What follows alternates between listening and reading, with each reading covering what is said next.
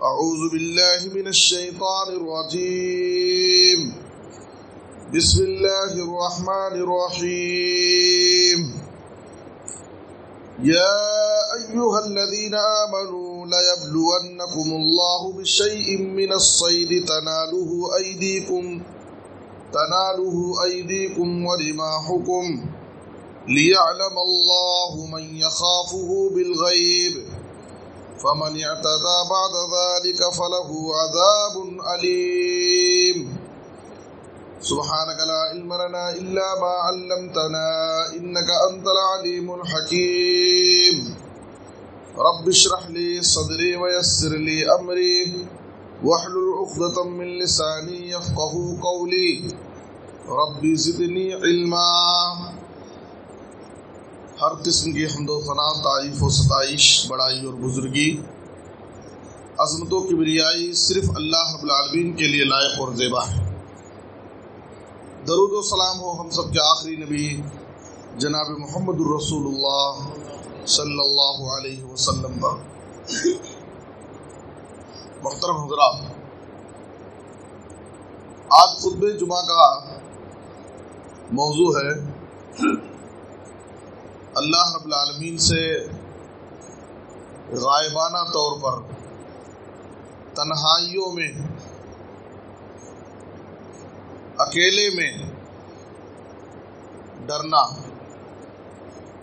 اللہ کا خوف، اللہ کا ڈر تنہائیوں میں. اس لیے کہ ایک انسان جب سماج میں، معاشرے میں، لوگوں کے بیچ میں ہوتا ہے، جماعت میں ہوتا ہے، تو وہ اللہ سے ڈرتا ہے، لوگوں سے شرم کھاتا ہے، لوگوں کا لحاظ کرتا ہے. لیکن اصل خوف، اللہ کا اصل ڈر یہ ہے کہ انسان تنہائی میں اللہ سے ڈرے، جہاں پر اسے اللہ کے علاوہ کوئی دوسرا دیکھنے والا نہیں ہوتا. اور یہی خوف ہمیں اللہ سے مطلوب ہے.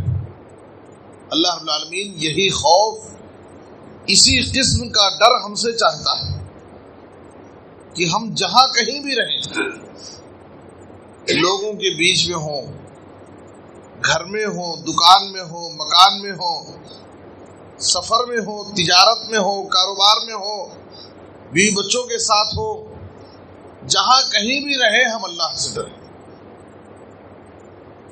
اگر یہ چیز ہمارے اندر آ جائے، یہ خوبی ہم اپنے اندر پیدا کر لیں، ہر حال میں، ہر جگہ اللہ سے ڈرنے والے ہو جائیں، اللہ کا خوف ہر جگہ ہمارے دل میں بیٹھ جائے، تو یاد رکھیے ہماری زندگی میں بہت بڑی تبدیلی آ جائے. ہم اپنی نظروں کی حفاظت کریں گے، ہم اپنی نظر سے کبھی کوئی غلط چیز نہیں دیکھ سکتے. ہم اپنی زبان کی حفاظت کریں گے، اپنی زبان سے کبھی کوئی بری چیز نہیں بول سکتے، غلط بات نہیں نکالیں گے. ہم اپنے کانوں کی حفاظت کریں گے، اپنے کان سے ہم کوئی غلط چیز نہیں سن سکتے. اپنے ایک ایک عضو کی حفاظت کریں گے. اس لیے کہ انسان گناہ کیوں کرتا ہے؟ وہ یہ سمجھتا ہے کہ مجھے دیکھنے والا کوئی نہیں، میں لوگوں کی نظروں سے چھپ گیا ہوں. حالانکہ وہ اس بات کو بھول جاتا ہے، وہ اس بات سے غافل ہو جاتا ہے کہ جس ذات کے سامنے مجھے کھڑے ہو کر کے میری زندگی کے ایک ایک لمحے کا حساب و کتاب پیش کرنا ہے، میں اس سے نہیں چھپ سکتا، میں اس سے نہیں بچ سکتا. وہ تو میری ہر نقل و حرکت کو دیکھ رہی ہے وہ ذات، اور میرے ہر چیز کو سن رہی ہے. تو میرے بزرگوں اور دوستوں، خشیت اللہ تعالی بالغیب، اللہ رب العالمین کا خوف، اللہ کا ڈر تنہائیوں میں، یہ ہم سے اللہ تعالیٰ چاہتا ہے. اور اس کی بڑی فضیلتیں ہیں. صحابہ کرام حالت احرام میں تھے، حدیبیہ میں مقیم تھے. اس وقت نبی صلی اللہ علیہ وسلم پر ایک آیت نازل ہوئی، سورہ مائدہ کی آیت نمبر 94۔ عرب کے لوگ شکار کے بڑے شوقین ہوتے تھے، شکار کرتے تھے، اور بسا اوقات اسی شکار پر ان کا گزر بسر بھی ہوتا تھا، شکار کر کے کچھ کھا لیتے تھے۔ حالت احرام میں شکار کرنے سے منع کیا گیا۔ جب صحابہ حدیبیہ میں تھے، حالت احرام میں تھے، اس وقت شکار بالکل ان کے قریب سے گزرتے تھے، آسانی سے ہاتھوں سے پکڑ کر کے شکار کر سکتے تھے چھوٹے جانوروں کو، اور بڑے جانور کا شکار کرنے کے لیے نیزے کی ضرورت پڑتی تھی، نیزے بھی ان کے ہاتھ میں ہوتے تھے۔ لیکن اللہ تعالیٰ ان کا امتحان لینا چاہتا تھا کہ اس جگہ جبکہ تم شکار کے بڑے شوقین ہو، تم کو شکار کی بڑی خواہش ہوتی ہے اور ضرورت بھی ہوتی ہے، لیکن احرام کی حالت میں اللہ تعالیٰ صحابہ کرام کو شکار سے بنا کر کے، اور وہ بھی ایک ایسی جگہ جہاں ان کے لیے بڑا امتحان تھا کہ شکار بالکل ان کے قریب سے گزرتے تھے، ان کے ہاتھوں سے لگ جاتا تھا، لیکن اللہ تعالیٰ نے کہا کہ ہم تمہارا امتحان لینا چاہتے تھے کہ واقعی تمہارے دلوں میں اللہ کا کتنا ڈر ہے۔ لِيَعْلَمَ اللَّهُ مَن يَخَافُهُ بِالْغَيْبِ، اللہ تعالیٰ یہ جاننا چاہتا تھا کہ غائبانہ طور پر اللہ سے ڈرنے والے کون ہیں۔ یہ امتحان تھا، تو اللہ تعالیٰ نے یہ آیت نازل کی کہ غائبانہ طور پر اللہ رب العالمین سے ڈرنے والے کون لوگ ہیں۔ ہر طرح کی آسانی ہے، بڑی آسانی سے شکار کر سکتے ہیں، قریب سے شکار گزر رہے ہیں، نیزے بھی ہاتھ میں ہیں، لیکن پھر بھی اللہ کا حکم ہے احرام کی حالت میں شکار نہیں کر سکتے تو نہیں کرنا۔ تو آپ دیکھیے آج گناہ کرنا ہمارے لیے بہت آسان ہو گیا۔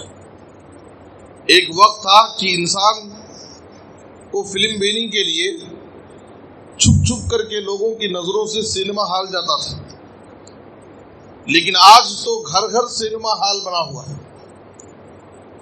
موبائل فون اور اس نئی ٹیکنالوجی کے استعمال نے ہمارے لیے گناہوں کو بالکل آسان کر دیا ہے، ہر طرح کی آسانی۔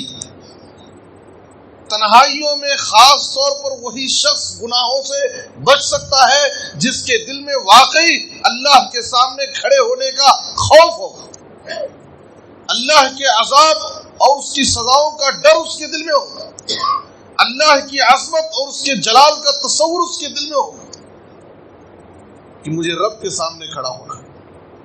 اللہ تعالیٰ نے گنہگاروں کے لیے، نافرمانوں کے لیے، سرکشوں کے لیے بڑا سخت عذاب تیار کر رکھا۔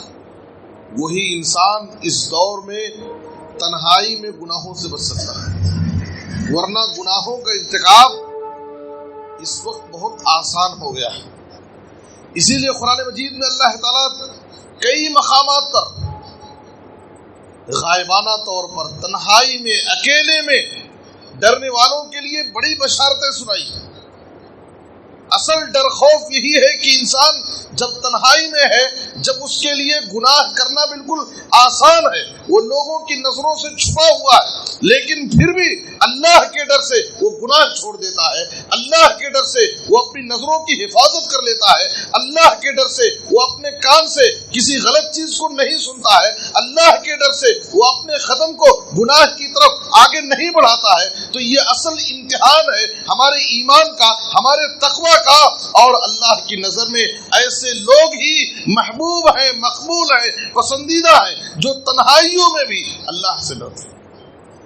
کوئی دیکھے یا نہ دیکھے لیکن میرا رب مجھے دیکھ رہا، کوئی دیکھے یا نہ دیکھے میرا رب مجھے دیکھ رہا۔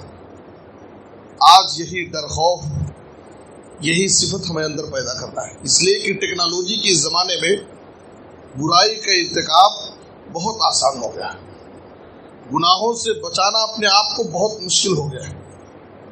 اللہ فرماتا ہے سورہ یاسین کی آیت نمبر 11 میں، انما تنذر من اتبع الذکر وخشی الرحمن بالغیب فبشرہ بمغفرۃ واجر کریم۔ اے نبی صلی اللہ علیہ وسلم آپ کی نصیحت، آپ کا ڈرانا ان کو فائدہ دے گا جو لوگ نصیحت حاصل کرنا چاہتے ہیں. اور وخشی الرحمن بالغیب، جو رحمان سے غائبانہ طور پر ڈرتے ہیں. بالغیب کا مفسرین نے دو معنی بیان کیا ہے. ایک تو اللہ رب العالمین کو بغیر دیکھے اللہ سے ڈرنا. ہم نے جنت اور جہنم نہیں دیکھا، ہم نے اللہ کو نہیں دیکھا، لیکن پھر بھی اللہ سے ہم ڈرتے ہیں. جنت حاصل کرنے کی ہم کوشش کرتے ہیں، جہنم کے عذاب اور سزاؤں سے ڈرتے ہیں. تو بالغیب کا ایک معنی یہ ہے کہ بغیر اللہ کو دیکھے اللہ سے ڈرنا. اور بالغیب کا مفسرین نے دوسرا معنی یہ بیان کیا ہے اذا غاب عن الناس، جب وہ لوگوں سے غائب ہوتا ہے، تنہائی میں ہوتا ہے، اکیلے میں ہوتا ہے، اس وقت اللہ سے ڈرنا. تنہائی میں اللہ سے ڈرنا، اس کی بھی بڑی فضیلت ہے. اللہ نے کہا وخشی الرحمن بالغیب، جو رحمان سے غائبانہ طور پر تنہائیوں میں اکیلے میں ڈرتا ہے. فبشرہ بمغفرۃ واجر کریم. تو اے نبی صلی اللہ علیہ وسلم آپ ایسے لوگوں کو جو تنہائیوں میں اللہ سے ڈرتے ہیں، آپ ان کو مغفرت اور بڑے اجر کی بشارت دے دیں کہ اللہ تعالیٰ ان کے گناہوں کو معاف کر دے. انسان ہونے کے ناطے کچھ گناہ ہو جاتے ہیں ہر انسان سے، لیکن اگر وہ تنہائی میں اکیلے میں اللہ سے ڈرتا ہے، اللہ کا خوف اس کے دل میں ہوتا ہے، تو اللہ تعالیٰ اس کے گناہوں کو معاف کر دے گا، اس کو بخش دے گا، اور بڑے اجر عظیم سے اللہ اس کو نوازے گا. بہت بڑا اجر اس کو. سورہ ملک کی آیت نمبر 12 میں بھی اللہ تعالیٰ نے اسی مضمون کو ذکر کیا ہے. ان الذین یخشون ربهم بالغیب لهم مغفرۃ واجر کبیر. جو لوگ اپنے رب سے غائبانہ طور پر تنہائیوں میں ڈرتے ہیں، ایسے لوگوں کے لیے اللہ کے پاس بخشش ہے اور بہت بڑا اجر و ثواب ہے. تو اصل ڈر خوف تنہائی میں اکیلے میں اللہ سے ڈرنا ہے. ایسے لوگوں کے لیے اللہ تعالیٰ نے بخشش کا وعدہ کیا ہے اور بہت بڑے اجر و ثواب کا وعدہ کیا. یہ فائدہ ہوگا اکیلے میں اللہ سے ڈرنے کا، اور تنہائی میں اللہ کے عذاب اور سزاؤں کو سوچ کر کے اگر واقعی ہم اللہ سے ڈر کر گناہوں کو چھوڑ دیتے ہیں تو یہی اصل تقویٰ کی علامت ہے. یہی اصل تقویٰ. نبی صلی اللہ علیہ وسلم نے تقویٰ کی پہچان کیا کرائی؟ التقویٰ ہاؤنا. تقویٰ تو اصل دل میں ہے. وَيُشِيرُ إِلَى صَدْرِهِ 3 مرات. 3 مرتبہ نبی صلی اللہ علیہ وسلم نے اپنے سینے کی طرف اشارہ کر کے دکھایا اور کہا اصل تقویٰ تو دل میں. انسان کہیں بھی رہتا ہے، اس کے دل میں اللہ کا ڈر ہو تو یہ اصل تقویٰ ہے. اللہ تعالیٰ سورہ قاف میں متقیوں کی صفت بیان کر رہا ہے، متقیوں کی پہچان کرا رہا ہے. متقی بندے کون ہیں؟ وہ متقی جن کے لیے اللہ تعالیٰ نے جنت تیار کر رکھی. وعدت للمتقین. وہ متقی جن کے لیے اللہ تعالیٰ نے قرآن مجید میں جگہ جگہ جنت کی نعمتوں کا تذکرہ کیا ہے، آخرت کی کامیابی کا وعدہ کیا ہے. ان للمتقین مفازا وحدائق واعنابا ان المتقین فی مقام امین ان المتقین فی ظلال وامین. ان للمتقین مفازا ان المتقین فی جنات. متقی لوگ جنتوں میں ہوں گے، باغوں میں ہوں گے، نعمتوں میں رہیں گے، امن اور سکون سے رہیں گے. تو متقیوں کے لیے اللہ نے جنت کا وعدہ کیا. لیکن متقی کون ہے؟ اللہ سورہ قاف میں فرماتا ہے آیت نمبر 31 سے 35 تک وَأُزْلِفَتِ الْجَنَّةُ لِلْمُتَّقِينَ غَيْرَ بَعِيدٍ هَذَا مَا تُوعَدُونَ لِكُلِّ أَوَّابٍ حَفِيظٍ مَنْ خَشِيَ الرَّحْمَنَ بِالْغَيْبِ وَجَاءَ بِقَلْبٍ مُنِيبٍ ادخلوها بسلام ذلك يوم الخلود لهم ما يشاءون فيها ولدينا مزید. اللہ تعالیٰ نے ان آیتوں میں متقیوں کی صفت بیان کی ہے اور ان کو جنت کی بشارت سنائی. کہا وَأُزْلِفَتِ الْجَنَّةُ لِلْمُتَّقِينَ. متقیوں کے لیے جنت بالکل قریب کر دی جائے، ذرا بھی ان سے دور نہیں ہوگی. اور یہ وہ چیز ہے جن کا ان سے وعدہ کیا گیا تھا. ھذا ما توعدون لکل اواب حفیظ. جو ہمیشہ اللہ کی طرف رجوع کرتا ہے اور حفاظت کرنے والا ہے، نگہبانی کرنے والا، پابند ہوتا ہے۔ اور اللہ نے کہا من خشی الرحمن بالغیب وجاء بقلب منیب، متقی کون ہے؟ جو غائبانہ طور پر تنہائی میں اکیلے میں اللہ سے ڈرتا ہے۔ وجاء بقلب منیب، اور جب اللہ کے پاس وہ آئے گا تو قلب منیب، رجوع کرنے والا، اطاعت گزار دل لے کر کے آئے گا، جس کے دل میں گناہوں کی گندگی نہیں ہوگی، جس کا دل ہر قسم کے گناہوں کی غلاظت سے پاک صاف ہو، وہ متقی ہے جو اکیلے میں اللہ رب العالمین کے خوف سے، اللہ کے عذاب سے ڈرتا تھا۔ تو اللہ تعالیٰ ایسے متقیوں کو جو تنہائی میں اکیلے میں اللہ کے عذاب سے ڈرتے تھے، ان کا استقبال کیا جائے گا اور کہا جائے گا ادخلوها بسلام، جنت کے دروازے کھلے ہوئے ہیں تمہارے استقبال، سلامتی کے ساتھ جنت میں چلے جاؤ، اور اس جنت میں تمہارے لیے تم جو چاہو گے وہ سب نعمتیں تم کو ملیں۔ اللہ نے کہا وَلَدَيْنَا مزید، جنت کی ساری نعمتیں تو تم کو حاصل ہوں گی ہی، مزید ایک نعمت ہماری طرف سے خصوصی ملے گی۔ وہ مزید نعمت جو خصوصی ملے گی وہ کیا ہے؟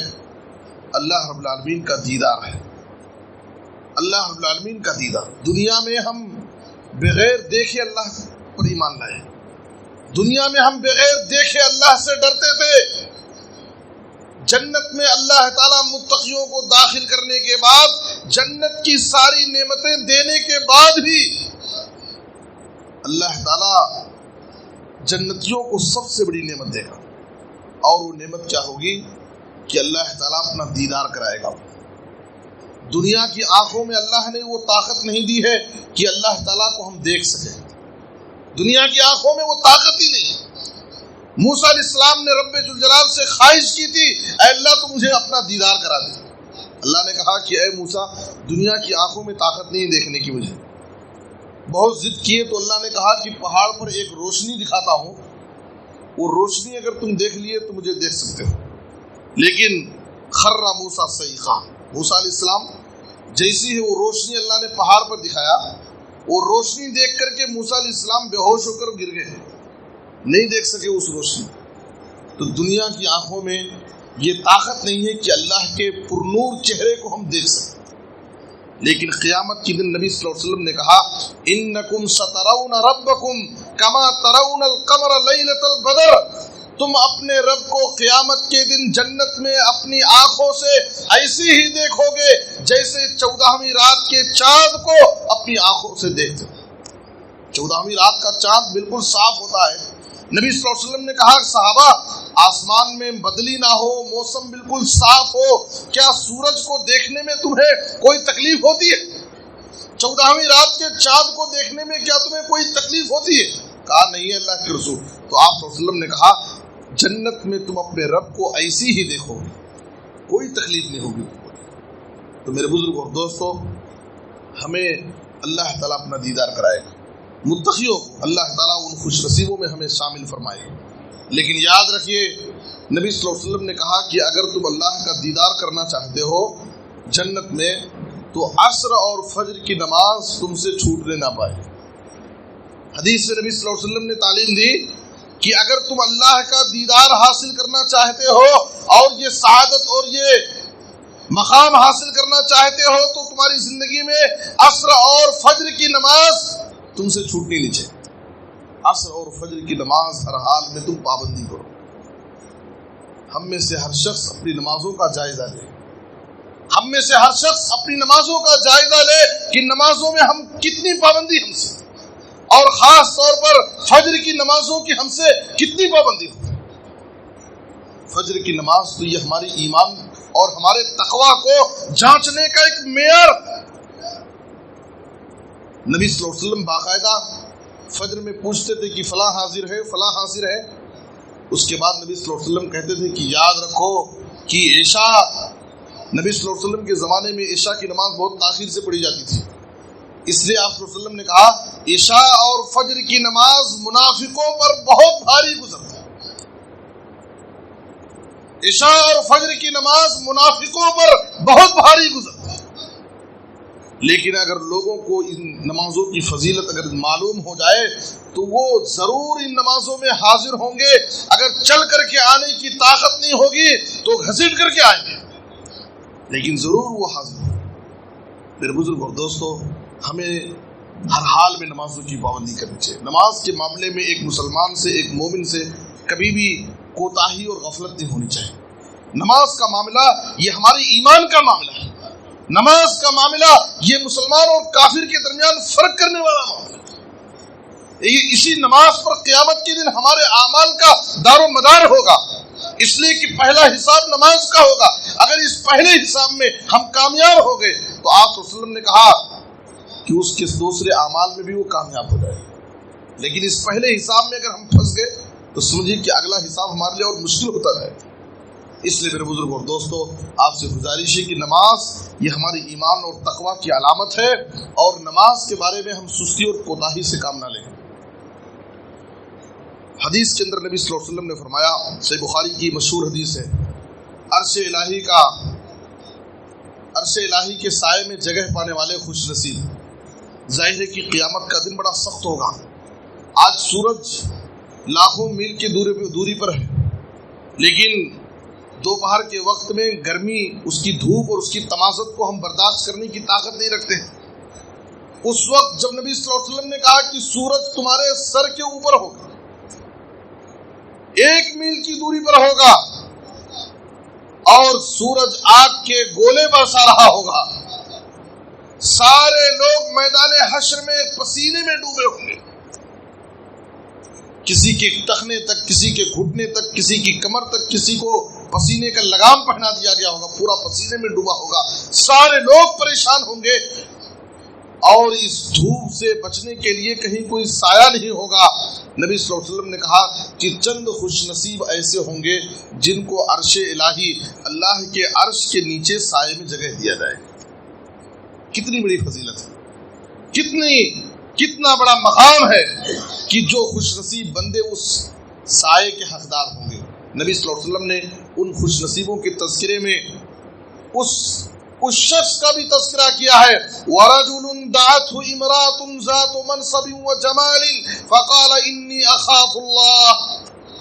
ایک ایسا آدمی جس کو کسی حسین و جمیل خوبصورت عورت اور حسب و نسب والی بڑے خاندان کی ہے، مالدار ہے، بڑے خاندان کی ہے، حسین و جمیل ہے، ساری خوبیاں اس کے اندر پائی جاتی ہیں، لیکن پھر بھی ایک آدمی صرف اللہ کے عذاب کے ڈر سے اس کی طرف وہ مائل نہیں ہوتا اور کہتا ہے انی اخاف اللہ، میں اللہ سے ڈرتا ہوں. یہ ڈر آج ہمارے دلوں میں پیدا کرنے کی ضرورت ہے. سارے اسباب ہمارے سامنے موجود ہیں، آدمی گناہ کر سکتا ہے، لیکن پھر بھی صرف اللہ کا ڈر انسان کو گناہ سے بچا سکتا ہے.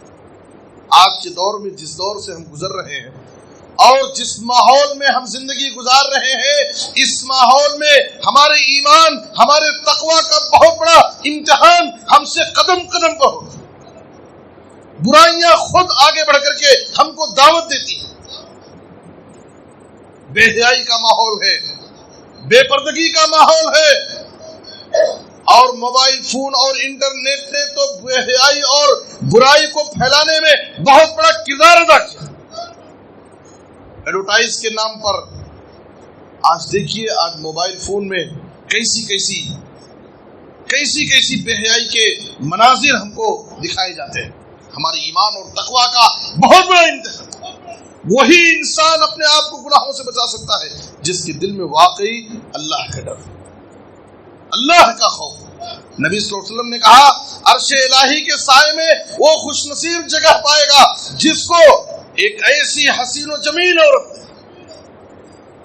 بڑے حسب نسب والی ہے، بڑے خاندان سے تعلق رکھتی ہے، کوئی بھی اس کی طرف مائل ہو سکتا ہے، لیکن صرف انسان اللہ کے ڈر سے وہ برائی کی طرف قدم نہ بڑھائے، گناہ کو چھوڑ دے، تو ایسے شخص کو اللہ تعالیٰ قیامت کے دن ان خوش نصیبوں میں شامل کرے گا.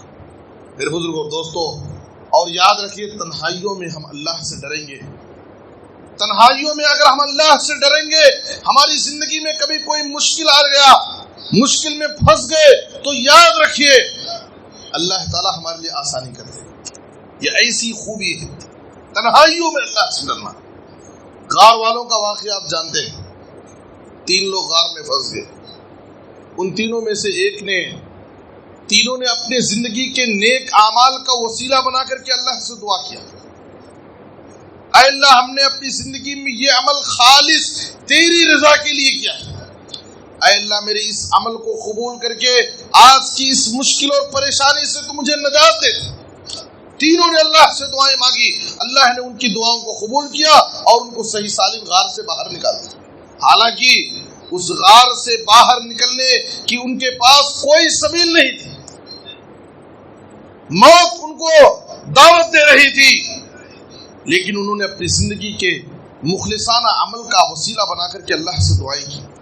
ایک شخص نے کہا کہ اللہ میری ایک چچا کی لڑکی تھی جس سے میں حد سے زیادہ پیار اور محبت کرتا تھا، میں نے اس کو اپنی زندگی میں بارہا گناہوں کی طرف دعوت دی، لیکن وہ بڑی ایمان والی نیک لڑکی تھی، اس نے بار بار انکار کیا.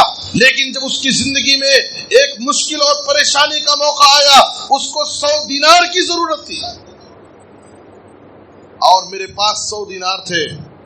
میرے پاس وہ اپنی مجبوری لے کر کے آئی. میں نے اس کی مجبوری کا فائدہ اٹھاتے ہوئے اس کے سامنے یہ کنڈیشن رکھی کہ میں تجھے اس وقت 100 دینار دوں گا جب تو میرے لیے تنہائی میں اس برے عمل کے لیے تو تیار ہو جائے.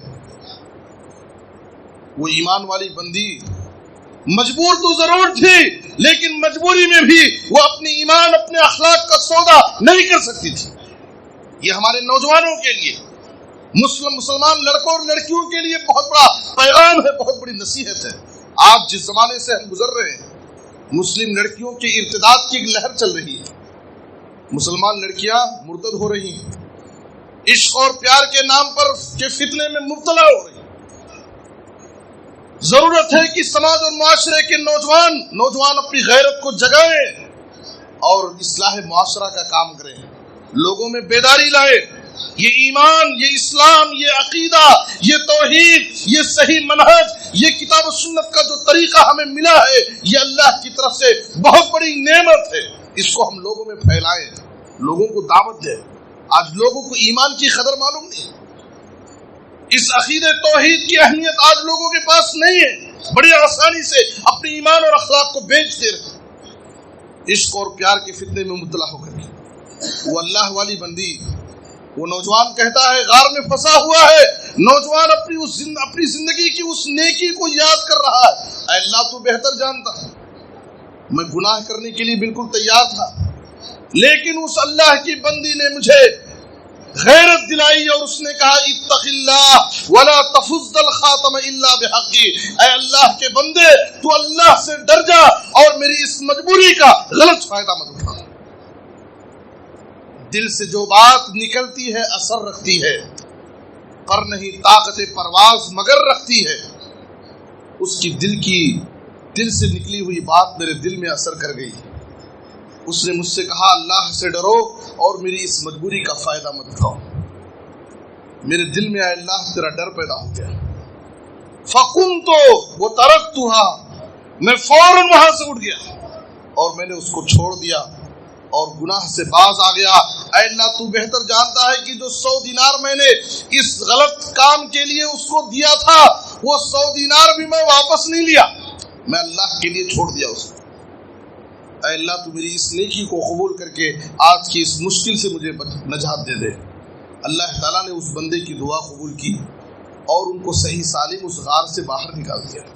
میرے بزرگوں دوستوں، اصل ڈر خوف اکیلے میں، تنہائی میں، جہاں کوئی دیکھنے والا نہیں ہے، اللہ کا ڈر ہم اپنے دلوں میں پیدا کریں. قرآن مجید میں اللہ تعالیٰ فرماتا ہے یستخفون من الناس ولا یستخفون من اللہ وهو معهم. لوگوں کا عجیب و غریب حال ہے کہ لوگوں سے تو چھپ جاتے ہیں لیکن اللہ سے نہیں چھپ سکتے. وَهُوَ مَعَهُمْ، اللہ تو ان کے ساتھ اس وقت بھی ہوتا ہے جب وہ راتوں میں خفیہ طور پر اللہ کو ناراض کرنے والی باتیں کرتے ہیں.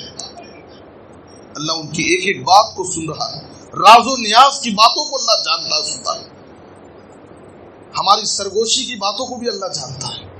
علیم بذات الصدور، وہ تو سینوں کی پوشیدہ باتوں کو جانتا ہے۔ وسوسے ہمارے دلوں میں برائی کا خیال آ رہا ہے جو کسی کو نہیں معلوم، اس خیال کو بھی اللہ جانتا ہے۔ یعلم خائنۃ الاعین وما تخفی الصدور، نظروں کی خیانت کو اللہ جانتا ہے۔ ایک آدمی راستے سے گزرتے ہوئے اپنے آنکھوں کی کناروں سے کسی اجنبی عورت پر نظر ڈالتا ہے، اس کو بھی اللہ دیکھنے والا کوئی نہیں دیکھ رہا ہے، لیکن اللہ تعالیٰ یعلم خائنۃ الاعین، نظروں کی خیانت کو بھی اللہ جانتا ہے اور ہمارے سینوں کی پوشیدہ باتوں کو جانتا ہے۔ اسی لیے جناب محمد الرسول اللہ صلی اللہ علیہ وسلم نے حضرت معاذ بن جبل رضی اللہ تعالیٰ عنہ کو نصیحت کرتے ہوئے کہا اتق اللہ حیث ما کنت، اے معاذ جہاں کہیں بھی رہو اللہ سے ڈرو، اللہ کا تقوی اپنے دلوں میں پیدا کرو، جہاں کہیں بھی رہو۔ یہی چیز اللہ کو مطلوب ہے ہم سے۔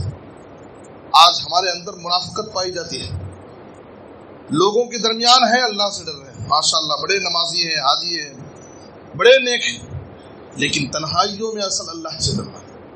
جب ہم بند کمرے میں ہیں، رات کی تاریکی میں ہیں، تنہائی میں ہے، دیکھنے والا کوئی نہیں ہے، اس وقت ہم اللہ سے ڈریں۔ یہ اصل ڈر خوف۔ ہمارے نوجوانوں کے ہاتھ میں جب موبائل فون ہوتا ہے، ہماری آنکھیں موبائل کی اسکرین پر ہوتی ہیں، اس وقت ہم اللہ سے ڈرے کہ ہم اپنی نظروں سے کیا دیکھ رہے ہیں، ہم اپنے کانوں سے کیا سن رہے ہیں، اس وقت ہم اللہ سے ڈرے۔ دنیا والے محو خواب میں ہیں، سارے لوگ ہم سے چھپے ہوئے ہیں، لیکن اللہ تعالیٰ جو ہماری ہر نقل و حرکت کو دیکھ رہا ہے، جس کے سامنے ہمیں کھڑا ہونا ہے، اس اللہ سے ہم نہیں چھپ سکتے۔ اس لیے نبی صلی اللہ علیہ وسلم نے کہا اتق اللہ حیث ما کنت، جہاں کہیں بھی رہو اللہ سے ڈرو۔ ابو ذر رضی اللہ عنہ کو نبی صلی اللہ علیہ وسلم نے نصیحت کی اوصیک بتقوی اللہ فی سر امرک وعلانیتہ، اے ابو ذر میں تمہیں وصیت کرتا ہوں، خلوت و جلوت میں چاہے لوگوں کے درمیان رہو، چاہے چھپ کر کے اکیلے میں رہو، ہر جگہ تم اللہ کا تقوی، اللہ کا ڈر اختیار کرو۔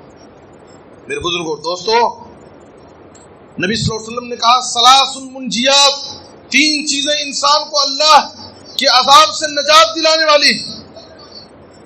آپ نے تین چیزوں کا ذکر کرتے ہوئے کہا خشیت اللہ تعالی فی السر والعلانیہ، پہلی چیز خلوت و جلوت، ہر جگہ اللہ سے ڈرنا، اور دوسری چیز والعدل فی الرضا والغضب، آدمی خوشی میں ہے، غصے میں ہے، ناراضگی میں ہے، ہر حال میں انصاف کرنا۔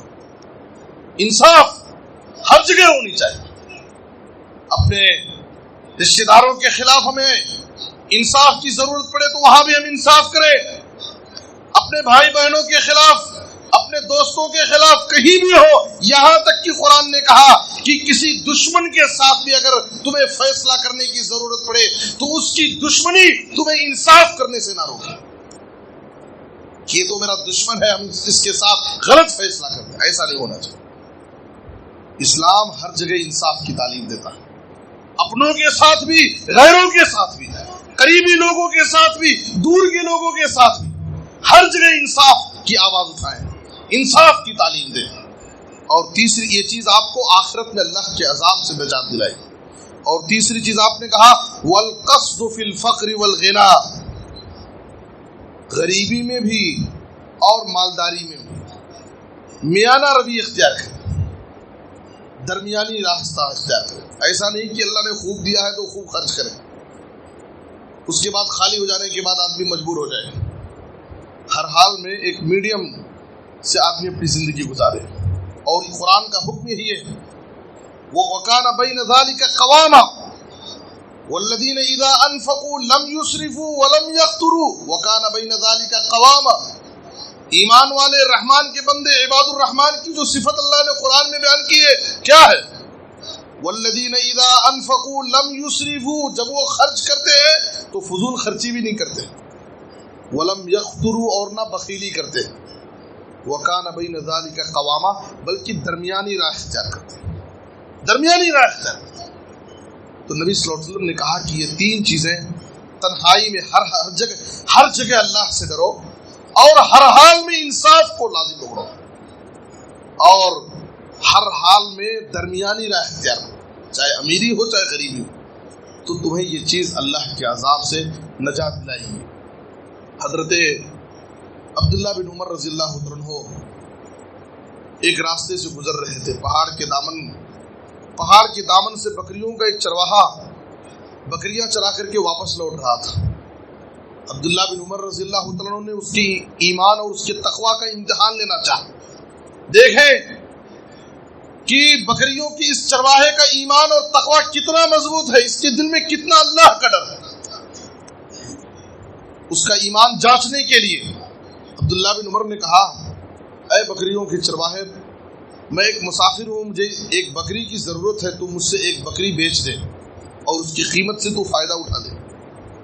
بکریوں کے چرواہے نے کہا، میں تو صرف ایک چرواہا ہوں، ان بکریوں کا مالک کوئی دوسرا ہے، میں بکریوں کو بیچنے کی میرے پاس طاقت نہیں ہے، بکریوں کو میں بیچنے کا حقدار نہیں ہوں، ان کا مالک کوئی دوسرا ہے۔ عبداللہ بن عمر نے اس کے ایمان کو اور امتحان لینا چاہا، کہا کہ ٹھیک ہے، تم بیچ دو گے، جب تم گھر جاؤ گے تمہارا مالک تم سے ایک بکری کی کمی کے بارے میں جب سوال کرے گا تو کہہ دینا کہ لقد اکلھا الذئب، بھیڑیا آیا اور بھیڑیا اس میں سے ایک کھا لیا۔ اس طرح سے تم اپنے مالک کے پاس یہ بہانہ بنا کر کے بچ جاؤ گے۔ دیکھیے بکریوں کے چرواہے نے جب یہ جملہ سنا تو کہا، فَأَيْنَ اللَّهُ، اے بندے، اے مسافر، تو مجھے یہ بھی بتا کر کے جا، میں اپنے مالک کے پاس یہ بہانہ بنا کر کے بچ جاؤں گا کہ ایک بھیڑیا آیا اور بکری کو کھا لیا، لیکن مجھے یہ بھی بتا کر کے جا، جب رب ذوالجلال کے سامنے میں قیامت کے دن اللہ کے سامنے کھڑا ہوں گا، جو مالک الملک ہوگا، بادشاہ ہوگا، قیامت کے دن کا مالک ہوگا، جب وہ اللہ مجھ سے سوال کرے گا، میں اس اللہ کے پاس کیا بہانہ بنا کر کے بچوں گا، مجھے یہ بھی بتا کر کے۔ فَأَيْنَ اللَّهُ، اللہ کو میں کیا بہانہ بناؤں گا؟ عبداللہ بن عمر رضی اللہ عنہ زار و خطار رونے لگے۔ دیکھنے میں ایک بکریوں کا چرواہا ہے، پہاڑوں کے دامن میں زندگی گزارتا ہے، لیکن اس کے دل میں ایمان اور تقوی، وہ تقوی، وہ ڈر خوف جو بندے سے رب العالمین کو مطلوب ہے، اس بندے کے دل میں ہے۔ بار بار اپنی زبان سے یہ جملہ دہرا رہے تھے، فَأَيْنَ اللَّهُ فَأَيْنَ اللَّهُ، کہ آخر میں اللہ کے پاس کون سا بہانہ بنا کر کے بچوں۔ آج جھوٹے بہانے ہمارے پاس بہت رہتے ہیں، نماز چھوڑنے کے لیے بہانے، کیا ہے ذرا سست ہے نماز چھوڑ دیے، طرح طرح کے جھوٹے بہانے۔ قرآن و سنت پر عمل کرنے کے لیے ہمارے پاس تو ایسے چور دروازے ہیں، اتنے جھوٹے بہانے ہیں کہ ہم اپنے نفس کو جھوٹی تسلی دے لیتے ہیں کہ اس وجہ سے میں سود کھا سکتا ہوں، میں اس وجہ سے میں اپنی کمائی کو حرام کمائی کو حلال بنا سکتا ہوں۔ ایسے راستے ہم اختیار کرتے ہیں۔ میرے بزرگ اور دوستو، ہمیں سوچنا چاہیے کہ یہ سب جھوٹے بہانے اور یہ چور دروازے قیامت کے دن رب العالمین کے پاس کام آنے والے نہیں۔ ہم دنیا میں اپنے نفس کو جھوٹی تسلی دے سکتے ہیں، لیکن رب العالمین کے پاس یہ ہیلے بہانے نہیں چلیں گے۔ عبداللہ بن عمر رضی اللہ عنہ اس چرواہے سے بڑے متاثر ہوئے تھے اور اس کے ساتھ اس کے مالک کے پاس گئے اور اس کے مالک سے کہا کہ تمہارے اس غلام کی قیمت کتنی ہے؟ اس غلام کی قیمت مجھ سے لے لو، میں اس غلام کو غلامی سے آزاد کرنا چاہتا ہوں۔ عبداللہ بن عمر رضی اللہ عنہ نے اس غلام کو غلامی سے آزاد کر دیا اور کہا، اے چرواہے، تیرے اس جملے سے میں اتنا خوش ہوا، فَأَيْنَ اللَّهُ، آخرت میں اللہ کے پاس میں کیا بہانہ بنا کر کے بچوں گا؟ میں تیرے اس جملے سے خوش ہو کر کے دنیا میں نے تجھ کو غلامی سے آزاد کر دیا، مجھے رب کی رحمت سے امید ہے کہ قیامت کے دن اللہ تعالیٰ تجھے جہنم کی آگ سے آزاد کر دے، اس لیے کہ تیرے دل میں اللہ کا ڈر ہے۔ تو دیکھنے میں بکریوں کا چرواہا ہے، پہاڑوں کے دامن میں زندگی گزارتا ہے، لیکن اللہ کو یہی ڈر مطلوب ہے کہ آدمی شہر میں ہو، دیہات میں ہو، سفر میں ہو، حضر میں ہو، دکان میں ہو، مکان میں ہو، کہیں بھی ہو، وہ اللہ سے ڈرے. اللہ کا تقوی، اللہ کا ڈر خوف ہمارے دلوں میں ہر حال میں ہر جگہ ہونا چاہیے. مجھے اللہ سے امید ہے کہ جیسے میں نے تجھ کو دنیا میں غلامی سے آزاد کر دیا، اللہ تعالیٰ آخرت میں تجھے جہنم سے آزاد کر دیا. اور اس مالک سے ایک بکری بھی خریدا اور خرید کر کے اس غلام کو دے دیا. میرے بزرگ اور دوستو، آج ہمارے دلوں میں خاص طور پر میں نے کہا بہت ساری باتیں ہیں. جس ماحول میں، جس زمانے سے ہم گزر رہے ہیں، جن ایام سے ہم گزر رہے ہیں، یہ زمانہ، یہ وقت، یہ ہمارے ایمان اور تقوی کے لیے بڑے امتحان کا وقت ہے. اس لیے کہ برائی کے راستے قدم قدم پر ہیں. گناہ ہم کو خود دعوت دیتے ہیں. برائی کرنا ہمارے لیے، گناہ کرنا ہمارے لیے بالکل آسان ہو گیا ہے. ایسے وقت میں ہم اپنے آپ کو اسی وقت گناہوں سے بچا سکتے ہیں. اپنے آپ اپنے دامن کو گناہوں سے اسی وقت محفوظ رکھ سکتے ہیں جب ہمارے دلوں میں ہر حال میں اللہ کا ڈر. کوئی دیکھے یا نہ دیکھے، رب دیکھ رہا. یہ تصور، یہ خوف، یہ سوچ ہمارے دلوں میں ہونا چاہیے. ورنہ یاد رکھیے کہ ہماری زندگی کی نیکیاں، ہماری عبادتیں بھی ضائع ہو جائیں گی. دیکھنے میں اگر لوگوں کے درمیان ہم نماز پڑھیں گے، اللہ کی عبادت کریں گے، لیکن تنہائیوں میں اگر گناہوں کی عادت ہمارے اندر ہے تو یاد رکھیے تنہائی کے گناہ ہماری زندگی کی نیکیوں کو سب ضائع اور برباد کریں. نبی صلی اللہ علیہ وسلم نے کہا، ابن ماجہ کی حدیث ہے، میں اپنی امت کے ان لوگوں کو جانتا ہوں، اچھی طرح جانتا ہوں، جو قیامت کے دن رب العالمین کے پاس آئیں گے اور ان کے پاس تہامہ پہاڑ کے برابر نیکیاں ہوں. تہامہ پہاڑ کے برابر ان کے پاس نیکیاں ہوں گی. اللہ ان کی نیکیوں کو اللہ ہبا منصورا، بکھرے ہوئے ذرات، ریت اور بالو کی طرح اللہ تعالیٰ ان کو اڑا دے گا، بکھیر دے گا. ان کا کوئی وزن نہیں ہوگا. ساری نیکیاں اللہ کے پاس ضائع ہو جائیں گی، پہاڑ کے برابر نیکی. آج تو ہمارے پاس بہت محدود نیکیاں ہیں. پہاڑ کے برابر نیکیاں لے کر کے اللہ کے پاس آئیں گے، نیکیوں کو اللہ ضائع اور برباد کر دے گا. صحابہ کرام سن کر کے ڈر گئے، اے اللہ کے رسول، آخر ان کا گناہ کیا ہوگا؟ ان کی نیکیاں اللہ کے پاس ضائع کیوں ہو رہی؟ نبی صلی اللہ علیہ وسلم نے کہا، اما انہم اخوانکم ومن جلدتکم ویاخذون من اللیل کما تاخذون. وہ بھی تمہارے ہی بھائی ہوں گے، تمہارے ہی جیسے ہوں گے. وہ بھی نمازیں پڑھتے تھے، وہ بھی روزے رکھتے تھے، وہ بھی راتوں میں قیام کرتے تھے، لیکن ان کی غلطی کیا تھی؟ وَلَكِنَّهُمْ قَوْمٌ إِذَا خَلَوْا بِمَحَارِمِ اللَّهِ انْتَهَكُوهَا. یہ وہ لوگ تھے جب تنہائیوں میں ہوتے، اکیلے میں ہوتے تو اللہ کی محرمات کا انتخاب کرتے تھے. تنہائیوں میں وہ گناہوں کی عادت ان کے اندر تھی. اکیلے میں ہوتے تو ان کی نظریں محفوظ نہیں رہتی تھی. اکیلے میں ہوتے تو ان کے کان محفوظ نہیں رہتے تھے، گانے سنتے تھے. آج میرے بزرگ اور دوستو، ہماری تنہائی، ہمارے اکیلے پن میں ہم کیا کر رہے ہیں، ہم میں سے ہر شخص جانتا ہے. اس لیے نبی صلی اللہ علیہ وسلم نے کہا تھا، فی هذه الامة خسف ومسخ وقذف. اس امت کے آخر میں 3 طرح کے عذابات آئیں گے. کچھ لوگوں کو اللہ زمین میں دھسا دے گا، کچھ لوگوں کی شکلوں کو اللہ مسخ کر دے گا، خنزیر اور بندر کی شکل اللہ بنا دے گا، اور آسمان سے پتھروں کی بارش ہوگی. ایک آدمی نے کہا، اللہ کے رسول، وہ متازا کا آخر کن لوگوں پر یہ عذابات آئے؟ تو آپ نے کہا، اذا ظہرت القیان والمعازف وشربت الخمور. ترمذی کی حدیث ہے. آپ نے کہا جب گانے باجے عام ہو جائیں گے اور شراب نوشی عام ہو جائے گی. آج آپ دیکھیے، گانا سننا آج لوگوں کے لیے ایک فیشن ہو گیا ہے. لوگ ٹائم پاس کے نام پر گانے سنتے ہیں، ہمیشہ کان میں ایئر فون لگا رہتا ہے. گانا سن رہے ہیں، ڈرائیونگ کر رہے ہیں، گانے سن رہے ہیں، کام کر رہے ہیں. ٹائم پاس کے نام پر، انجوائے کے نام پر، وقت گزاری کے نام پر آج لوگ گانے سنتے ہیں اور اس کو گناہ بھی نہیں سمجھتے ہیں. گناہ کا تصور بھی لوگوں کے دلوں سے نکل جا رہا ہے. گناہ بھی کرتے ہیں، انہیں گناہوں کا احساس بھی نہیں ہوتا ہے. یہ بہت بڑی مصیبت ہے. وائے ناکامی متائے کارواں جاتا رہا، کارواں کے دل سے یہ احساس زیاں جاتا رہا. افسوس اس بات پر نہیں ہے کہ ہماری زندگی گناہوں میں ڈوبی ہوئی ہے.